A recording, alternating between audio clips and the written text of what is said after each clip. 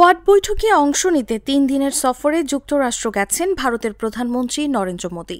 সেখানে এরই মধ্যে মোদি ও বাইডেনের মধ্যে আলোচনা হয়েছে। বাংলাদেশের পরিস্থিতি নিয়েও তাদের মধ্যে আলোচনা হয়েছে।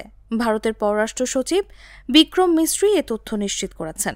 বিক্রম মিস্ত্রি বলেছেন, মোদি ও বাইডেনের মধ্যে দ্বিপাক্ষিক বৈঠকে বাংলাদেশ সম্পর্কিত বিষয় নিয়ে আলোচনা হয়েছে। গত মাসেও বাংলাদেশ ইস্যু নিয়ে বাইডেনের সঙ্গে ফোনে কথা বলেছেন মোদি। কোয়াডের সদস্য দেশের সংখ্যা ৪। ভারত ছাড়াও কোয়াডে রয়েছে যুক্তরাষ্ট্র, জাপান ও অস্ট্রেলিয়া। এবছর কোয়াডের চতুর্থ বৈঠক আয়োজন করেছে যুক্তরাষ্ট্র। শনিবার সকালে যুক্তরাষ্ট্রের উদ্দেশ্যে রওনা দেন মোদি। যুক্তরাষ্ট্রের উদ্দেশ্যে রওনা হওয়ার আগে মোদি বলেছেন, প্রেসিডেন্ট জো বাইডেন, অস্ট্রেলিয়ার প্রধানমন্ত্রী অ্যান্টনি আলবানিস ও জাপানের প্রধানমন্ত্রী ফুমিও কিশিদার সঙ্গে দেখা করতে যাচ্ছি।